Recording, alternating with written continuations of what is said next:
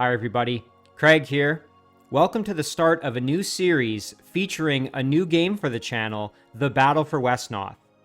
The Battle for Wesnoth is a game that I first played something like maybe 12 years ago, so it's been quite a while for me, and I recently came across it on Steam and thought, you know, this would be a great game to pick up and start playing again and maybe feature on the channel, and here we are. For those of you who maybe haven't encountered the game before, The Battle for Wesnoth is a turn-based strategy game that has sort of a traditional fantasy setting. It has a hex-based map, which you'll see shortly here when we get into the actual game itself. And the game was actually first released, I believe, in the early 2000s, like about 2003. And it's actually been freely available ever since then. So there's no cost associated with the game. It's available for free download. And within the last few years, it's become available on Steam. So there's a lot of features to this game, and it's actually kind of deceptively deep. So on its surface, it seems quite straightforward, and you can kind of pick it up and play, and it's quite a lot of fun. And there's also a lot of depth there for individuals who want to really get down and dirty into the strategy of it. And so, of course, there's kind of something for everybody, which I really, really do enjoy. So obviously we have single player campaigns. We also have a multiplayer feature. So if you wanted to play a multiplayer game against your friends or against an unknown opponent, you can do that using the built-in multiplayer servers here. And then one of the biggest selling points of the Battle for Wesnoth, and it's funny I say selling point because the game is freely available, but one of the things that makes this game so amazing is that there is an absolute ton of user-generated content that you can download and install, and it's quite easy to do. So you can connect to basically the add-on server that's just, it populates this bar here automatically. So if I hit connect, you'll get to see how this functions.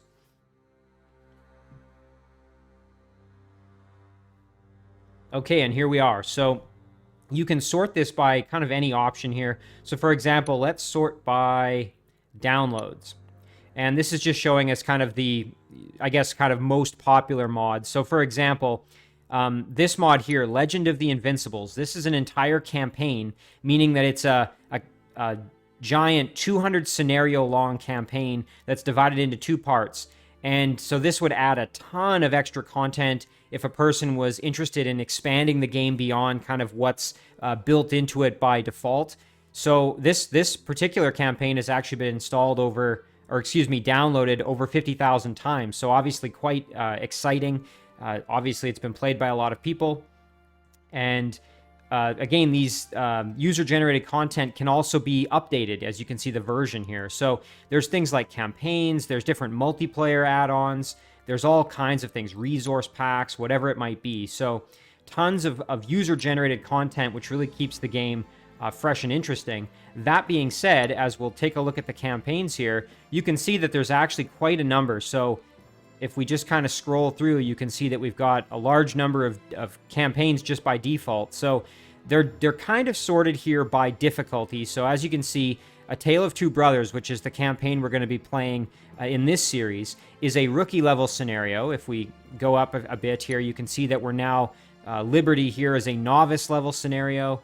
If we keep moving, this would be an intermediate level scenario.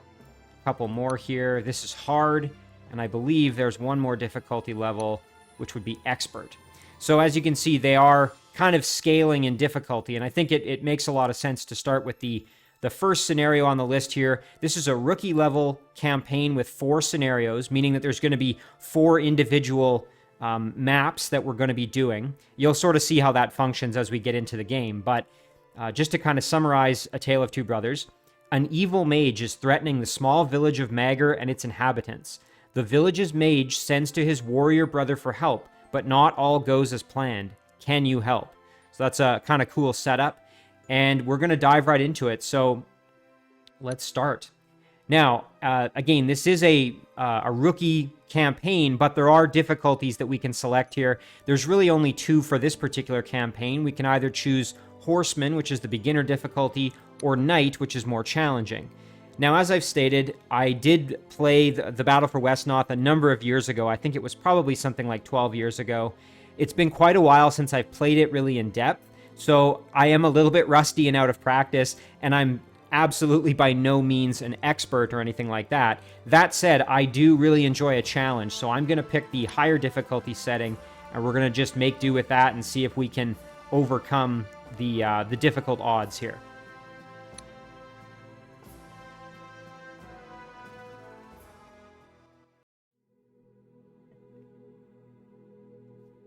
The remote freehold of Mager in the western reaches of the kingdom of Wesnoth was once a peaceful place, its inhabitants largely unaware of the comings and goings of the wider world. Wars and the rumors of wars touched them not, until the day a dark mage settled in the region and began seeking sacrifices for his evil summonings. Skeletons and zombies killed cattle and fired fields. "Fear and obey Mordak the Mage," they cried, in fell voices as they did their foul deeds. People vanished from isolated farmsteads. Men and women began to fear the night, and their children even the bright day. But the nearest lord was more than a day's ride distant, and messengers sent to seek his help did not return. There was a man named Baran, who had shown talent as a mage when he was young, gone to the great academy on the Isle of Alduin, and returned to work his magic in the land where he was born. The people looked to him for help and leadership. He found weapons half forgotten from the times of their sires and grandsires hanging in many houses, and bade the villagers to take them down and clean and oil them. He set the smiths of Mager to making spearheads and axe blades for the rest. Now Baran had a brother named Arvith, who had also left Mager to seek his fortune, and had become the leader of a small band of horsemen who hired out as guards to merchant caravans. Fortunate it was for all that when Baran was but an apprentice mage, he had made a pair of amulets for himself and his brother, with which they might call to each other when in dire need. Baran sent out that call. Excerpt from the Journal of Baran of Mager. "If I could but face this Mordak, I think my magic might prove stronger than his. But he bides in the hills, well guarded by his servants, and I muster frightened peasants to fight his minions with blades and sticks. I need my brother.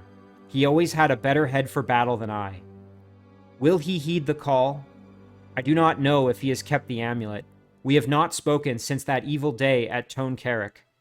If he will not come for me, perhaps he will return to aid our village in its hour of desperate need." Heeding the call of his amulet, Arvith gathered such men as he could and hurried to Mager to help Baran. "Greetings, brother, and welcome home." "Hail."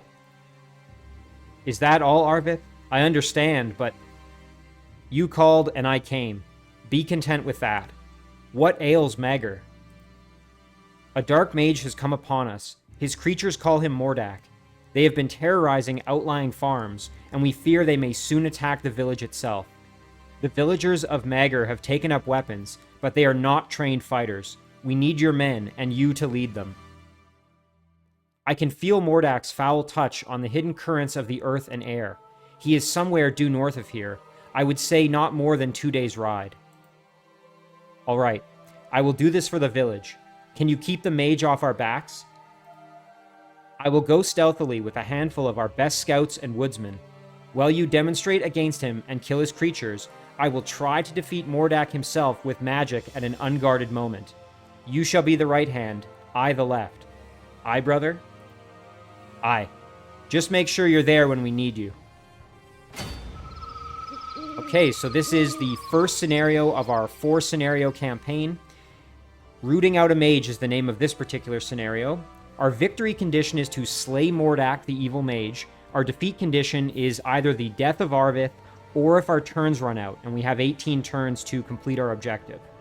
Importantly here, if we finish this particular scenario early, we will actually have gold that will carry over to our next scenario.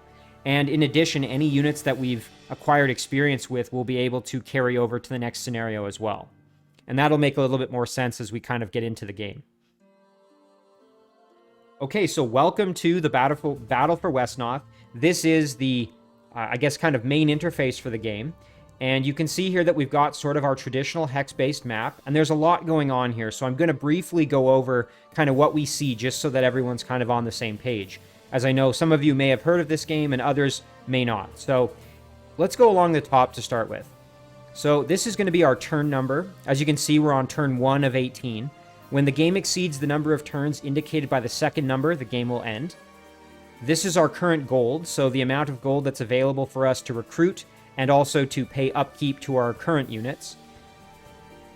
This is the number of villages. So what you can see here is that we have 6 of 14 available villages.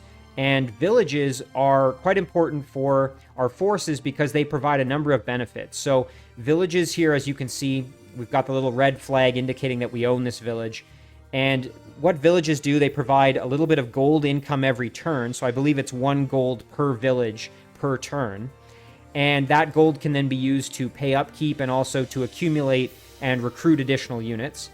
And the other benefit of villages is that if your units take any damage in battle, you can send them to a village, and if they're sitting there as the turn flips over, they will regain some of their health.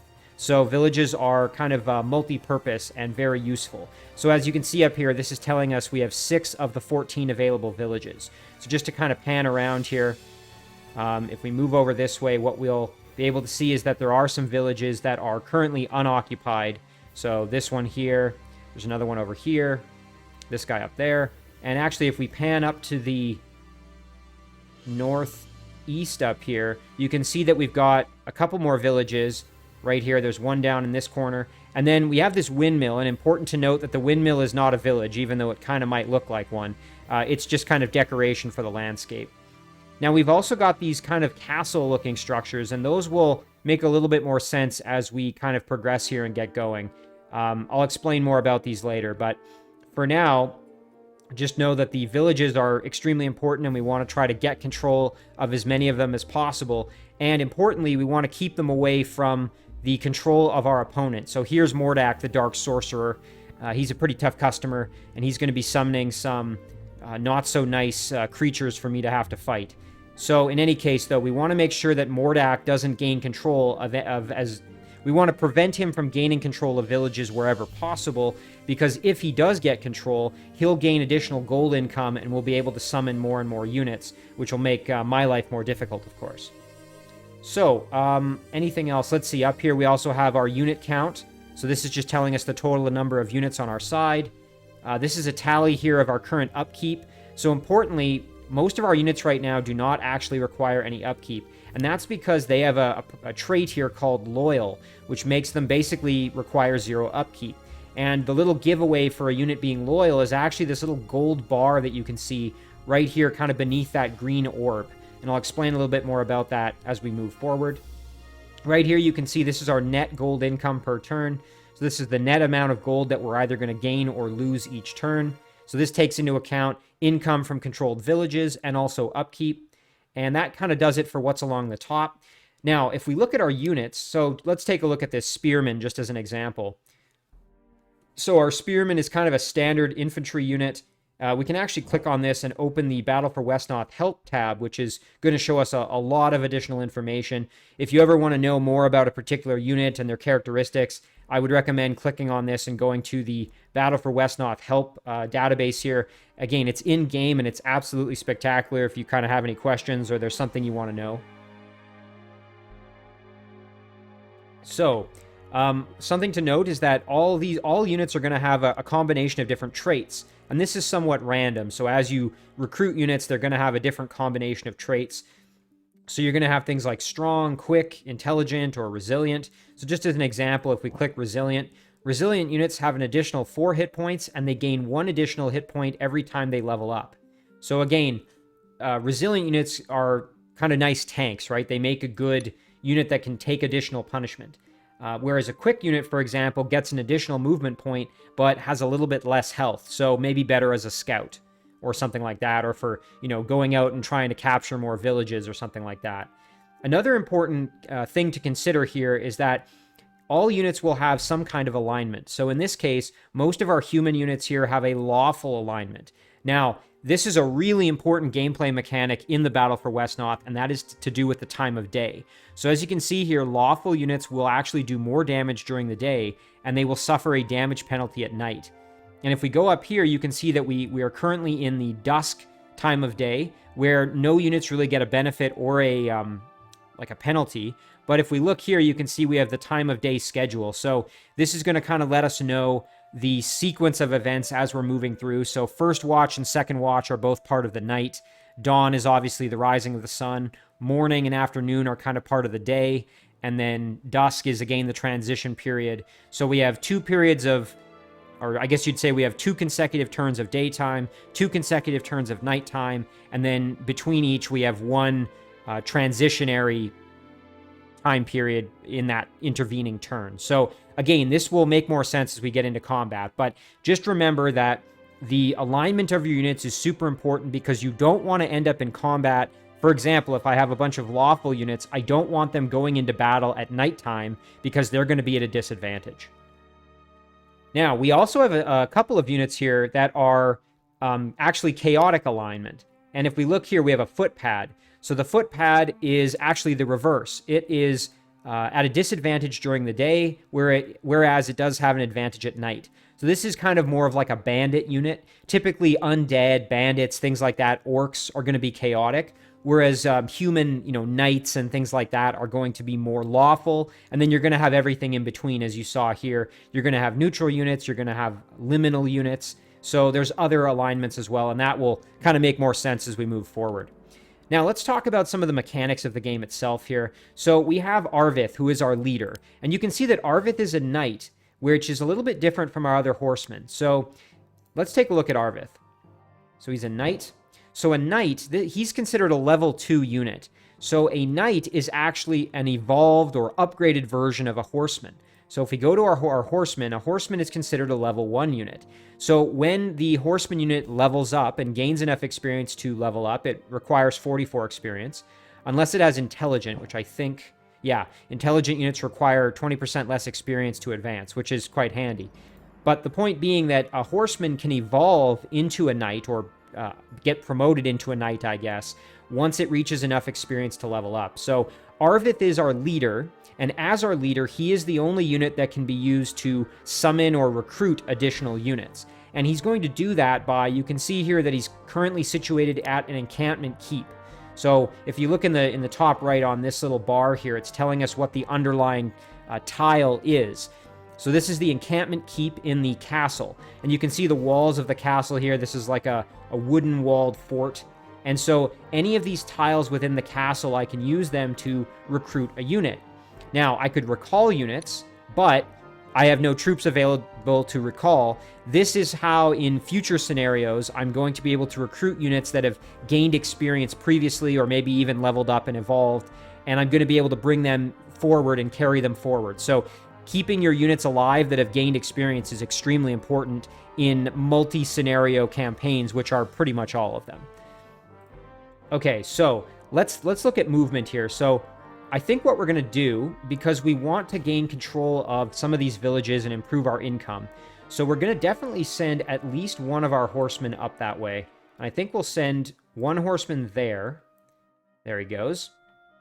And then we're going to send probably... I'm almost tempted to send a second horseman up that way as well. I think what I'd also like to do is send my units over and try to gain control of some of the structures over here. I suspect that what's going to happen is that Mordak is going to summon a bunch of units, and they're going to move down this way and go for these kind of nearby villages. So I think what would probably make the most sense for me would be to perhaps try and kind of contest one of these villages and use it to kind of fight around, but we'll have to see. So I think what I'm going to do is I'm going to send my cavalry up in this direction like this. And I'm kind of tempted to send maybe one more cavalry up this way to grab another village, but I think this cavalry will kind of be able to do most of that by himself. So, yeah, we're going to charge over there. And then we're going to take our spearmen and use them to kind of reinforce here. Now, important to note here, as you can see, we have this green orb above a unit. It becomes red when they've used all of their movement for the turn, so that's kind of letting you know they've already done what they can for the turn, and you'll have to wait until next turn.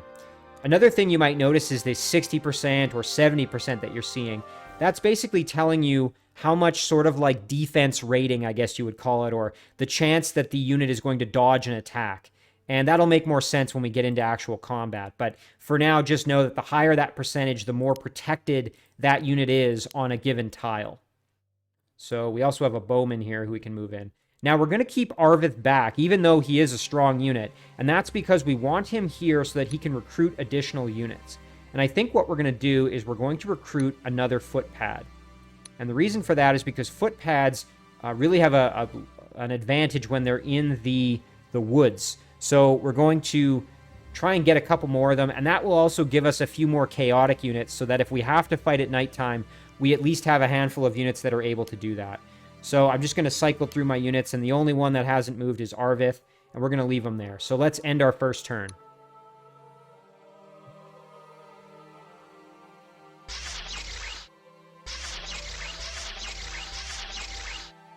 Okay, so you can see Mordak has summoned some undead and creatures of the night, basically, to fight us. So let's go take a look at what we're up against.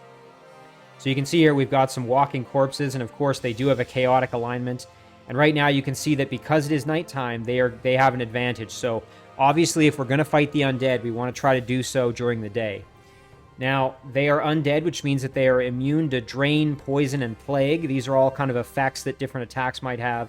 They're also fearless, which means that fights normally during unfavorable times of day or night. So I'm not actually 100% sure what that means. Aversion to light and dark hold no sway over these brave individuals. That might actually mean that they don't suffer a penalty during the day.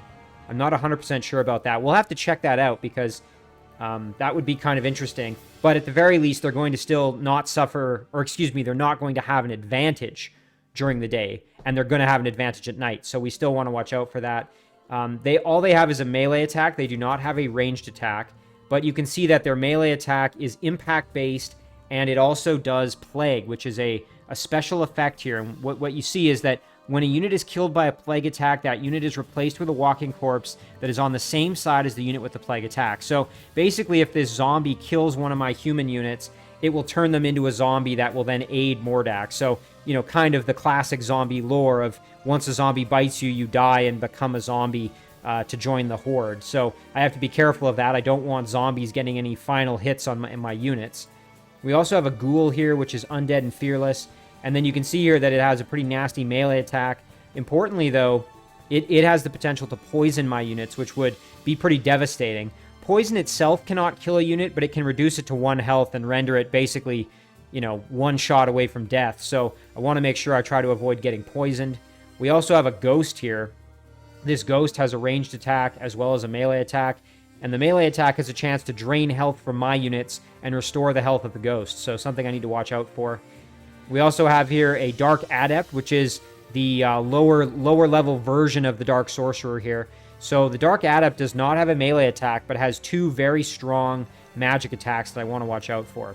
Now, another important thing to note here is that certain units will actually have different resistances to different types of attacks. So if we click on the ghoul, pleasant character here, as you can see. So you can see here that we have different resistances. So the ghoul is actually quite resistant to cold damage, but is not very resistant to impact damage or fire damage, or blade attacks, I suppose.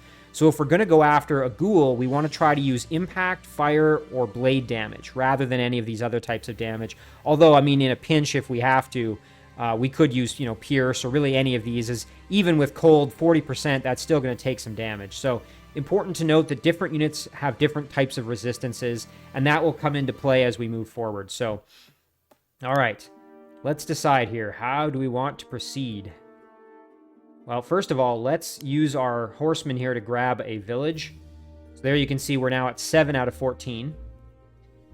And our new footpad can step right up here. Now, it would be great to go for this village. My only concern is that he's going to send probably a lot of his units down to try to grab this. That being said, I think it's probably still worth at least heading over that way. Seeing if maybe we can make it over there. So we'll do this. And this. We'll get our horsemen involved here as much as possible. Our bowmen can get in there. So you can see that, for example, these spearmen, they have a 40%. Again, I like to think of this as kind of like a defense rating. In the woods, they actually are a little bit more defended as they've got kind of cover. You can think of it that way. But of course, they're limited more in movement as they're moving through the woods. Okay, so we have enough gold here to recruit an extra unit. So perhaps maybe another footpad wouldn't be so bad. Or a bowman. You know what? I think we'll take a bowman. That way we have... So our footpads and our bowmen have decent ranged attacks. Our bowman probably has the best ranged attack. Importantly, though, it does do pierce damage, so we have to watch out if certain units are resistant to that. Whereas the footpad uses a sling that throws a little rock, so it's an impact-based attack. Okay, I think that's going to do it for our turn here. Yeah, we've moved everybody. If a unit has a little yellow orb, that means that they could move a little bit more. They've not used up all their movement, but we can't go any more forward. We could only go backward, and we don't really want to do that, so we will end our turn there. Let's see what Mordak's going to do. So the ghosts and the vampire bats have quite a lot of movement, as you saw there. And yeah, he's sending his undead and his... Ooh, and he summoned a skeleton. Couple of skeletons. Oh, boy. Yeah, we're going to be in for a tough fight, I think. All right, let's get this bowman up there. A little bit more gold here. We're starting now, as you can see, we're starting to have upkeep, so we need to factor that in because the units we're producing are not loyal. The ones that we started the game with are loyal, so we want to try to probably hang on to our loyal units for sure. We'll head up this way so we can grab this one and then grab this one. So we want to try to grab as many villages as possible here. Now we can move up and grab that. The only problem with doing this is that we're going to be in kind of a position where, as you can see, our horsemen really don't benefit from being in the village. It doesn't provide any additional protection or anything like that. The one thing it does do, however, is that it does provide healing at the end of the turn. So we will go and capture the village, and then what we're going to try to do is basically just defend the village. We're going to kind of mount our defense there. Thankfully, it's almost the end of the night here, so we will be fighting them during the daytime, which will benefit us tremendously. Of course, if the battle goes too long, which it's likely to do, we're going to be in trouble because it'll be nighttime again, but we'll just have to see if we can kind of weather the storm, as it were. You know what? On that note, I think maybe one more footpad would be good. All right, so I think that's good for our turn. Let's just double check. Yeah, that's going to do it, so we'll end it there. Okay, and when we get into combat, a lot of these things I've said will kind of hopefully make a little bit more sense. Oh, and we were poisoned. Now, thankfully, being on the village should cure us of the poison. Oh, if we don't die, that is. Yikes. That was some pretty nasty damage we just took there. But you'll see here, we'll at least be healed of our poison, hopefully.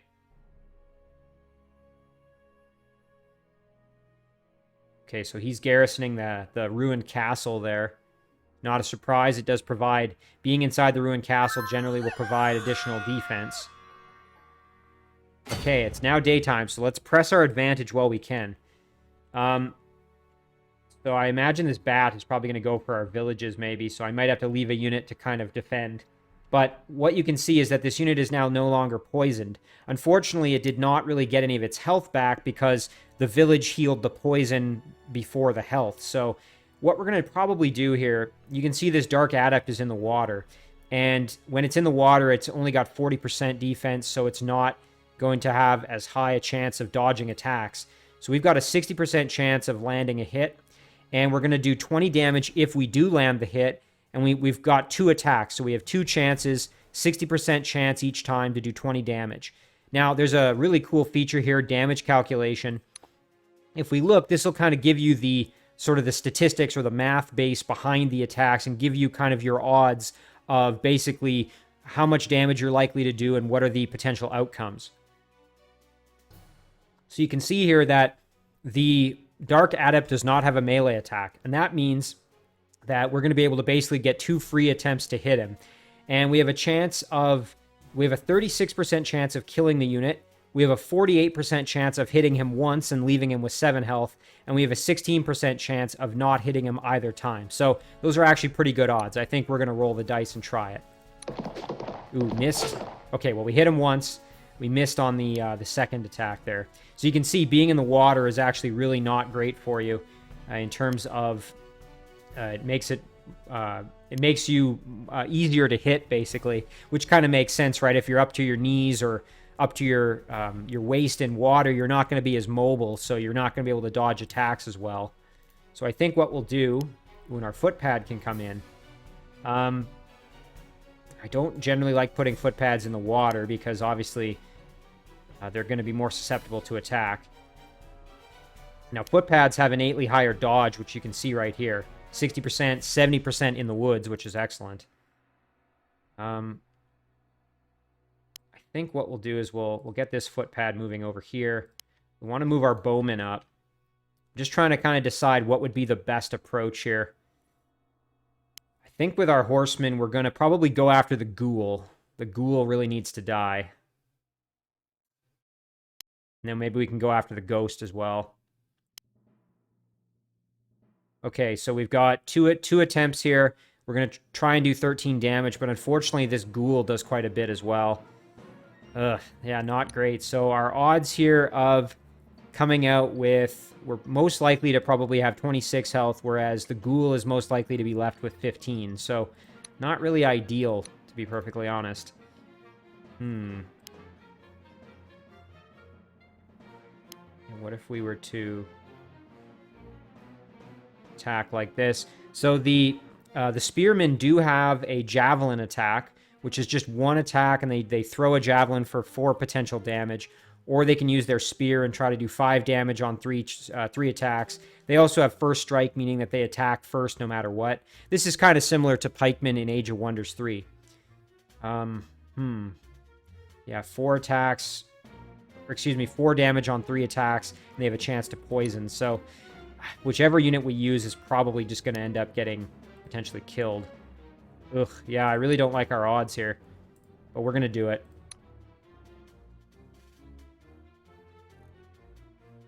I hear these creatures are nigh immune to our weapons. Let us see.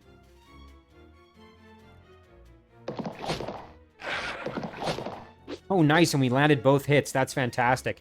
Unfortunately, we were poisoned, but we did do a lot of damage to that ghoul, so we might be able to try and get the kill now.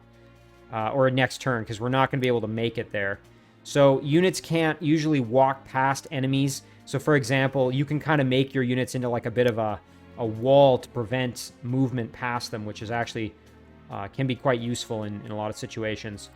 So I think what we're going to do is we're going to take this spearman up, and we're going to... Ooh, I don't know. I mean, again, not a lot of health here, so even though we're probably going to take more damage, it's worth trying to hit them, so let's try it. Especially during the day while we have the advantage. Okay, now, remember that our footpads are at a disadvantage during the daytime. That said, we could move in and try and hit him with the club. We'd have to hit both times to get the kill, unfortunately, so that may not actually be super desirable. Here, we could probably get the kill. We're going to leave this spearman open to big attack, though, which isn't so good. But let's try and do it so that we can at least kill. Yeah, there we go. Now you can see that that little blue bar has started to fill up. So that corresponds to the experience here. And again, if when a unit gets a kill, it gets a big experience boost. When it does damage, it does get a little bit of experience as well. Okay, so let's move our units. Let's just keep moving everybody in. We want to just kind of get to the front lines here as best we can. Oh, and you know what? We could actually step... You know what? This is great. So this is in deeper water. This is more shallow. You know what? We have a pretty good chance to get the kill here with our sling. Fantastic. That was not so hard. That's what Tillock has to say. And of course, each unit has its own unique name to kind of differentiate them, because they all have their own unique traits, which I do quite appreciate that. It's nice to kind of keep track of your units that way. Actually, we're doing quite well here, so let's... You know what? Let's move over this way, and we can use this footpad to maybe grab these villages over here. Meanwhile, we're going to continue to move our bowmen in here. And we don't quite have enough gold. We'll have to wait another turn to recruit anybody. All right, let's see. Did we move everyone? No, I almost forgot about this horseman. So we'll grab this village, and then the next turn we'll go and grab that one, hopefully. Okay, we are going to end our turn now. So let's see what Mordak does. Ouch, that horseman's really in rough shape.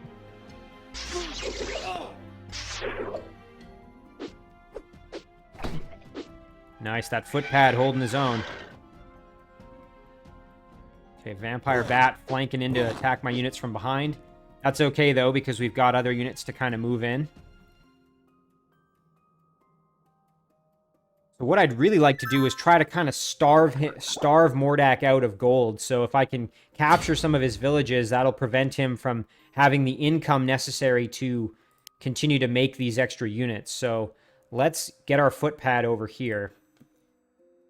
All right, so it is now it's morning, so we are going to be able to hopefully do some pretty decent damage here. Again, we have the big damage boost right now that's going to be active. All right, let's attack. Fantastic. Oh, that's excellent. We got the kill. Okay, that's great. Move up like this. And you know what? We can step our bowman up and do some range damage to this walking corpse. Let's see what we do here. 1, 2. Oh, only hit once. Not ideal. All right, obviously our horseman is kind of in rough shape, but let's see if maybe we can kill the Dark Adept here. We do 25 damage if we land a hit. Oh, fantastic. Oh, that's amazing. Okay, we got the kill. All right, that's going to make a big, big difference for us here. I think we're going to step this spearman out of the water, perhaps. Although, really, I mean, we could do some big damage to this Dark Adept while we're here. Because I was going to say it might be better to kind of stop this zombie from progressing any further. This one, it would be great to get to a village so we can get rid of the poison if possible. That would help out a lot. See, what are our odds here? Yeah, that's not really great. We could use this unit as a bit of a sacrifice, step in and try to kill off the Dark Adept. All we have to do is hit once, and we're going to do 22 damage. That would be enough to get the kill. But, of course, this horseman will almost certainly be killed if we do that. And then between these two units, we could probably kill this Dark Adept while we're at it. That wouldn't be so bad, because, again, these Adepts do a ton of damage if they land their hits. Magic attacks can be extremely devastating, as you've probably started to notice. Oh, I really don't want to do this, but I think this horseman's going to have to be a bit of a sacrifice here. Unfortunately, I might end up losing both horsemen, because as you can see, this one is at low health too, so... Alright, let's do it. Perfect. Okay, at least we got the kill. That's really what was probably most important there. Okay, now we can step up with our spearmen here.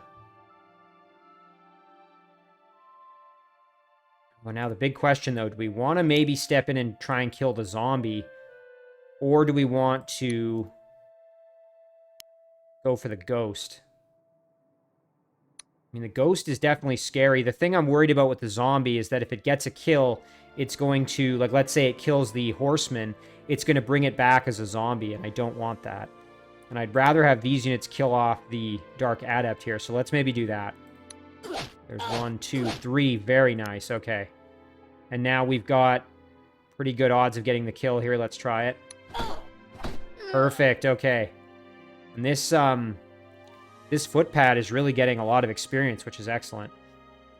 Okay, so now let's send this spearman in, and we're going to kind of lock down the zombie here.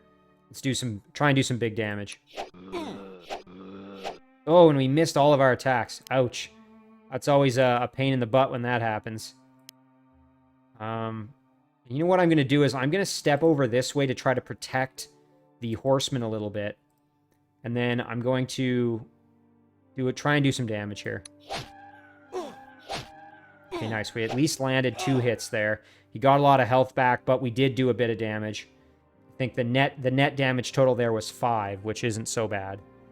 Now, let's see, what else can we do? So our other horseman up here, we want to grab this village. Again, he's mostly a scout at this point. Now, we're going to have some units kind of trying to come down across this bridge, it looks like. So we are probably going to have to make a force to defend what's coming across the bridge. So now let's see, what units is he bringing? He's got walking corpse and a bat. So I think what we'll do is we will park our footpad right here. And then we're going to recruit ourselves a bowman. Okay, let's just double check. How are we doing? Yeah, okay, we've moved everybody for this turn, so we're going to end it there.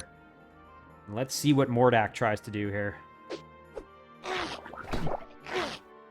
Oh, I really don't want to lose that footpad. No! He's got so much experience, it'd be a shame for him to die.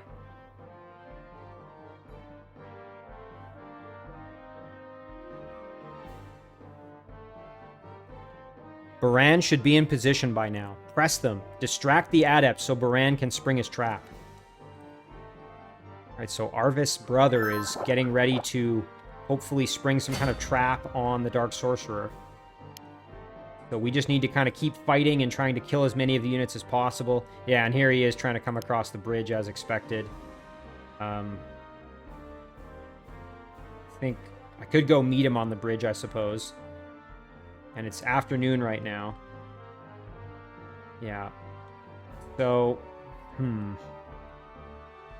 okay, now this footpad I really want to try and get out of there because, again, he is really not in great shape. But he does have a lot of experience that he's gained, so I think maybe what we'll do with him is we might just kind of run him out of there, try to keep him alive. Again, the poison can't kill him. It can only bring him down to 1 health, so not the end of the world if he stays poisoned. And then with this footpad, we could go up and actually grab the additional village here and try to, again, starve Mordak of gold, which is really what we're trying to do. So now we own 12 of the 14, and I think Mordak owns the other 2, yeah. So he's really not got a lot of gold income coming in each turn. All right. So some decisions to make here. We've got units moving in to kind of reinforce here. I think what we'll do is we will... Yeah, so we're going to run our footpad away. That's for sure. There we go. Now I think what we'll do is we'll try and kill the zombie. And to do that, might actually be better to use the other bowman down here, who is... Well, you know what? It doesn't really matter. So let's see. Can we get the kill with a bow? Let's try it. We just need to hit once. Very nice. Okay. That's excellent. That's exactly what we needed to happen there. And now we can get out of the shallow water and move to the less shallow water, I suppose, with our spearmen here. So now at least he's kind of on slightly better ground. We'll decide if we want to attack with him later, but let's kind of keep looking at how we can maybe use our units here effectively. So our bowmen, I think what we want to do is probably bring... We're going to move this unit around like this. Do some attacks here on the ghost. Nice, we hit once. We hit twice. That's exactly what we needed to happen. And then our bowman can step up and try and get the kill here. Come on. Yes! Perfect. All right. Some experience for our bowman. That's great. And then... I think what we will do is we're going to trade places of our horsemen here. So we're going to move this horseman up like this and attack the ghoul. And we're going to do a lot of damage if we can land a hit. He has the chance to do quite a bit to us as well, though. Nice! Oh, that's fantastic. Okay, that was huge for us there. So now what we'll do is we'll move our horsemen back to the village to try to get rid of that poison on him. And then we'll move our spearmen up. And... you know what? We might even park him like this.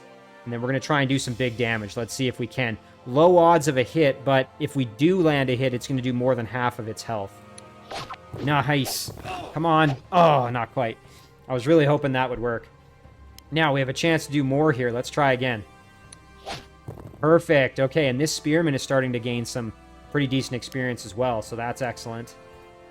Oh, more units coming that way, so I think we're just going to continue to summon units back here rather than...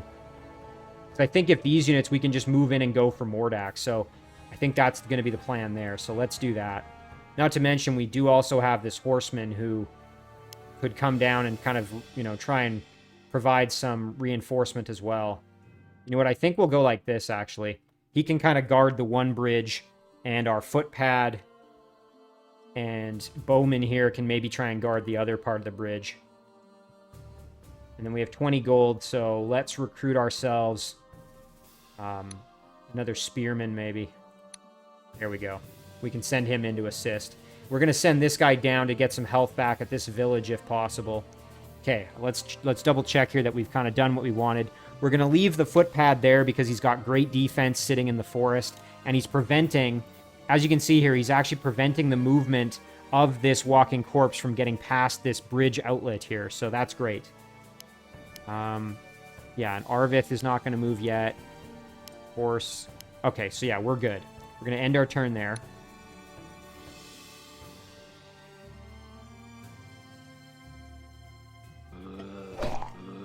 Going after the footpad. He took some damage. Oh, and that's not great. So those skeletons, if I remember correctly, again, been quite a while since I've played the game, but I do remember skeletons being tough to deal with when you have pierce damage, and that's because we'll actually take a look at them here. So skeletons, as you can imagine, don't have a lot of flesh on them.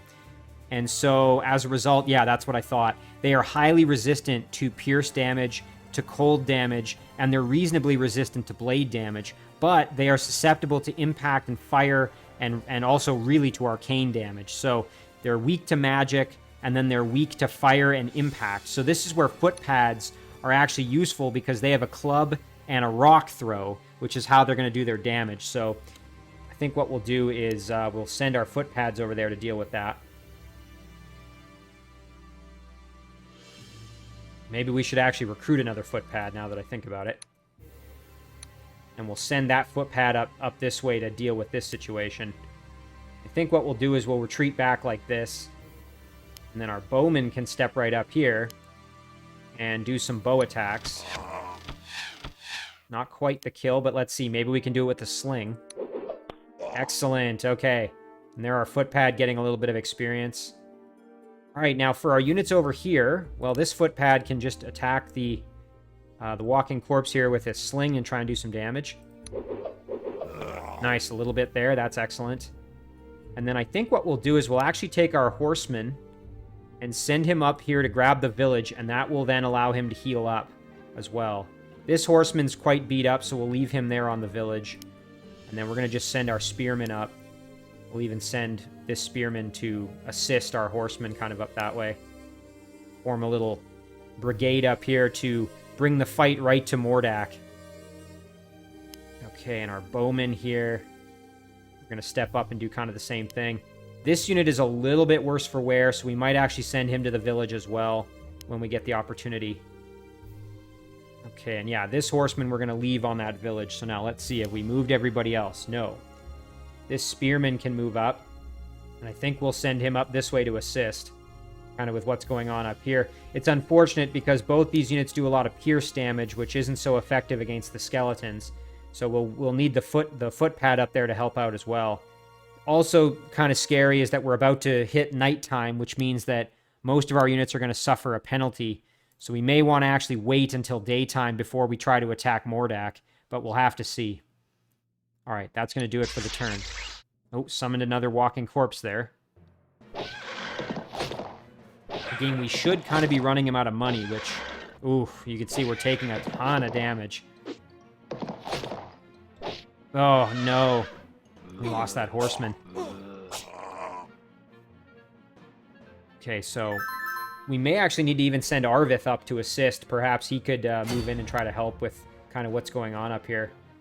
I think what I'll maybe do is I'll send this unit up to guard the village, because I don't want that village being taken. And then, let's see. Oh yeah, he's really easy to hit, so let's do that. We will hit him with some sling attacks here. Perfect, big damage. Excellent. All right, there we go. We finally got this guy to a village where he can heal up a little bit. And you know what? Let's try for some bow attacks here. Excellent. Okay, that's exactly what we needed to happen. And then we can actually send this footpad over to assist with the other skeleton. 80% chance to hit. Big damage, hopefully. Ooh, and we missed the second shot, but we did a lot of damage. And importantly here, we want to kill off this skeleton because he has started to gain experience, and we don't want the skeleton evolving into a stronger unit. So, all right. So now we've got this walking corpse that needs to be dealt with. So perhaps we... Yeah, he's not going to be able to move in one turn and get our village. So let's do this with our footpad. Okay, and then we can try for a spear attack here. Excellent. All right, we got the kill. All right, so now let's start kind of heading over here and see if maybe we can... You know what we could do is we could move over here with our bowman. Do some big bow damage here. Let's try it. All right. And then let's kind of move over. So again, we have to be really careful because Mordak has high defense since he's sitting in the ruined keep there. But any of our units that we put in here are going to benefit from, as you can see, that 60% over on the right side over here. I believe that's going to be the case, yeah, across the board. So we're in good shape in that regard. Of course, you know, Mordak's going to be able to hit us with his nasty attacks, his big magic damage, so we're going to watch out for that. I think we'll actually send our horseman. Could even send him up to grab this other village. But I don't think that's really necessary at this point.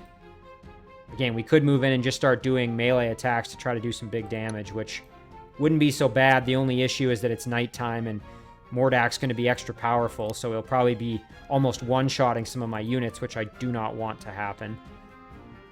This horseman I'm going to leave to heal. Yeah, and this horseman has quite a bit of experience, so I'm going to leave him to heal. I do not want him dying. I think what we'll do is we'll just sit like this for now, and we'll wait another turn or two, and then we'll move in and try to kill him. And then over here, I think we've kind of got things handled. Yeah, we're in pretty good shape, so we're going to end the turn there. Actually, we could summon an extra unit, but I don't think it's really necessary at this point. I think I'd rather save my gold, so we'll see.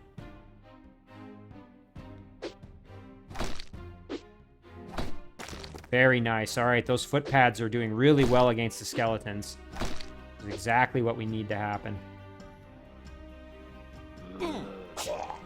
Just going after my bowman.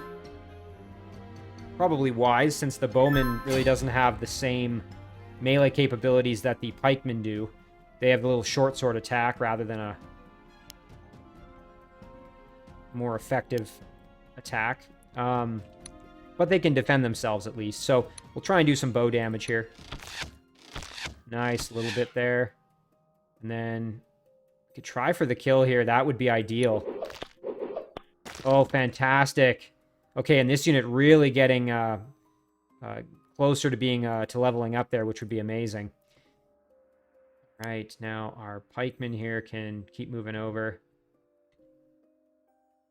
And then I think our footpads, we're just going to start sending... We're going to kind of start closing everybody in for the final battle here against Mordak.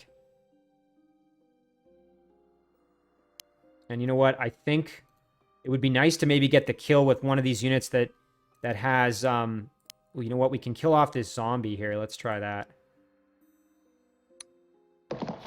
Oh, amazing. So I did that because I wanted this unit to gain more experience and get closer to leveling up. Footpad here, I'm going to go... Ooh, you know what? We could sit in the... This isn't maybe such a bad idea. Can sit right here. Try and do some big damage. Ooh, unfortunately, we took the damage rather than him. It looks like if you take damage, you also gain a tiny bit of experience as well. Although I'm not 100% sure about that. Okay. Now, as for the rest of our units, we can kind of encircle him and just start poking away at him, but he's probably going to kill off at least one of my units. And again, it is still nighttime, but I think we're going to just try it. So we will go in for some stabby stabs here. Ooh, excellent. Oh, yeah, big damage. That spearman just did a ton of work. This spearman can step up. Ooh, and unfortunately took a fair bit of damage, but did a little bit. This spearman, same story. And then we can get in there with our bowman here and try for... I think we'll just do a short sword attack because, as you can see, if we get hit by the magic, it's going to be nasty, so...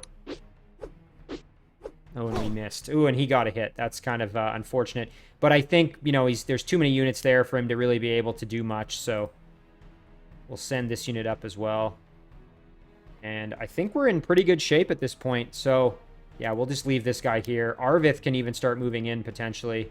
Because I don't think we really need to summon any extra units. So we will end it there. I fully expect Mordak to kill one of my units off here. Baran has not made his attack. Could he have abandoned us? No, this is something else. I'm worried about him. But right now it means we have to deal with this Mordak ourselves.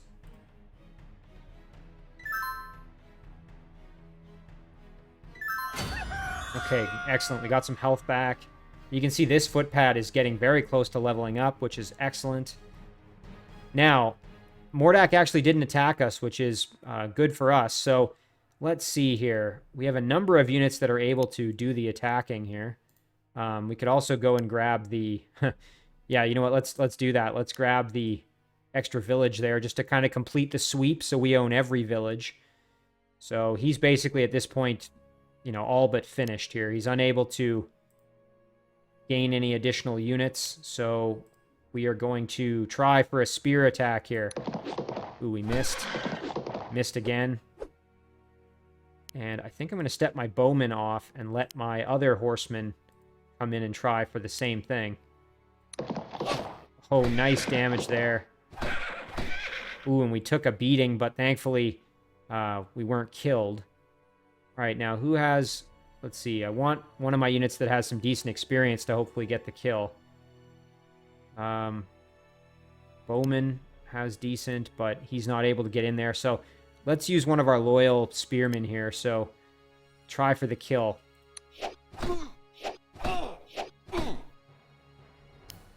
No such luck there. Let's try again. Perfect. Arg! Down goes Mordak. Good work, men. But what has become of my brother? Worried about him, are you?